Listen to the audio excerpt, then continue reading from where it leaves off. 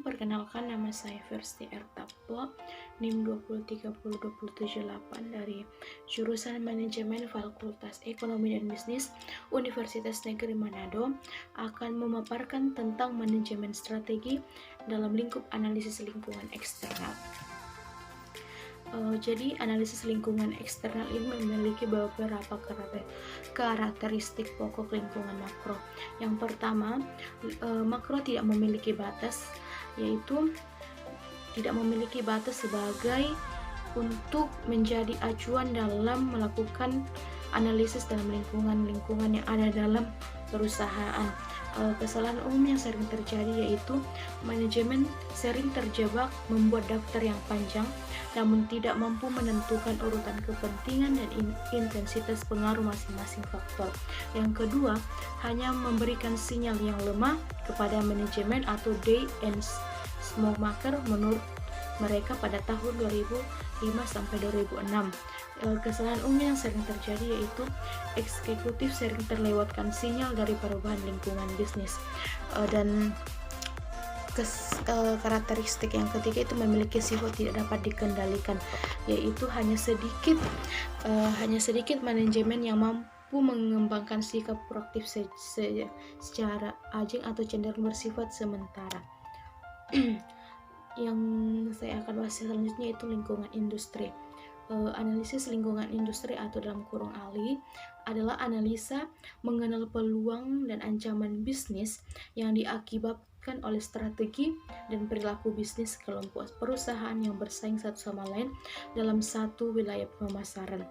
Jadi tujuan ALI ini memiliki tujuan sebagai mengantisipasi strategi bisnis yang diluncurkan oleh pesaing-pesaing yang ada di sekitar lingkungan perusahaan yang kita bangun. ALI selayaknya menggunakan teori, konsep, dan hipotesis yang dikembangkan dalam ekonomi industri. Selanjutnya itu model ekonomi industri. Dengan pendekatan struktural yang merupakan pendekatan pokok atau mainstream dalam metode ekonomi industri, maka fokus dari analisis lingkungan industri atau ALI yaitu yang pertama, memahami struktur pasar tempat perusahaan beroperasi dan faktor-faktor yang mempengaruhi terbentuknya struktur pasar tersebut. Yang kedua, mengetahui sejauh mana peluang bisnis yang ada memberikan kemungkinan munculnya pesaing-pesaing yang hendak memasuki pasar yang ada. Analisis lingkungan eksternal berikutnya yaitu determinan pasar.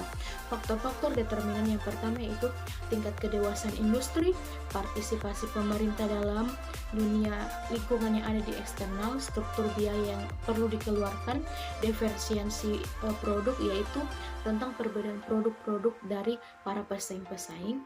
Yang selanjutnya itu derajat integritas industri, yang selanjutnya jumlah dan tingkat konsentrasi pembeli. Yang terakhir yaitu skala ekonomi.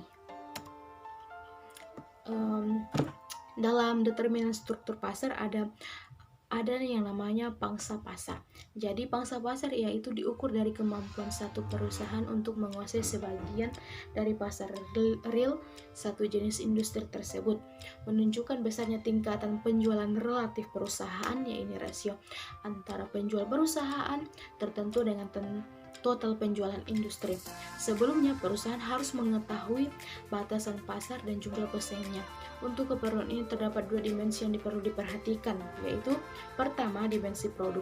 Penentuan tingkat elastisitas selang antar produk derajat perbedaan segmen pasar yang dipilih, intensitas kelengkapan informasi pasar, perbedaan harga antar produk yang dipilih, dan yang independensi kebijakan penetapan harga. Yang selanjutnya yaitu perbedaan pangsa. Yang kedua itu dimensi geografis, yaitu kebanyakan wilayah penjualan perusahaan dan apa saja yang mereka jual di daerah-daerah tersebut.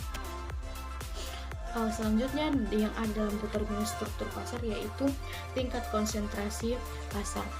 Yang pertama itu dinyatakan sebagai jumlah atau kombinasi pangsa pasar dari beberapa perusahaan yang mendominasi pasar. Biasanya berkisar 2 atau 8 perusahaan, namun hasilnya adalah jumlah pasar 4 perusahaan tersebut.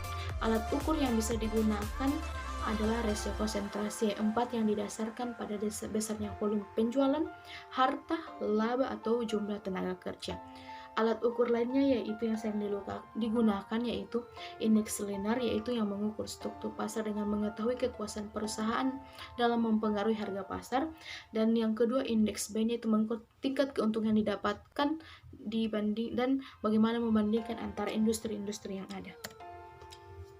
Materi yang terakhir yaitu determinan struktur pasar dalam halangan memasuki pasar. Yang pertama itu, apa saja yang mengurangi kesempatan, kemudahan, kemungkinan, dan tingkat kecepatan perusahaan baru atau calon pengusaha untuk berpartisipasi atau beroperasi di dalam pasar yang akan mereka pasarkan produksi produk-produk mereka. Segala sesuatu yang menyebabkan perusahaan yang ada atau telah mapan di pasar mendapatkan berbagai keunggulan yang menyebabkan perusahaan pesaing tidak dapat dengan mudah masuk ke dalam pasar tersebut. Halangan memasuki pasar terdiri dari beberapa halangan. Yang pertama itu halangan endogen. Halangan endogen adalah disebabkan oleh besarnya kekuatan pengendali pasar oleh perusahaan yang sudah atau mapan di pasar, dan contohnya yaitu boikot, perjanjian eksklusif, dan hak paten. Dan yang kedua, halangan eksogen. Halangan eksogen adalah halangan yang tidak sepenuhnya berada dalam kendali perusahaan yang mendominasi pasar atau disebut dengan halangan struktural. Demikian presentasi saya mengenai manajemen strategis, analisis lingkungan eksternal. Terima kasih dan shalom.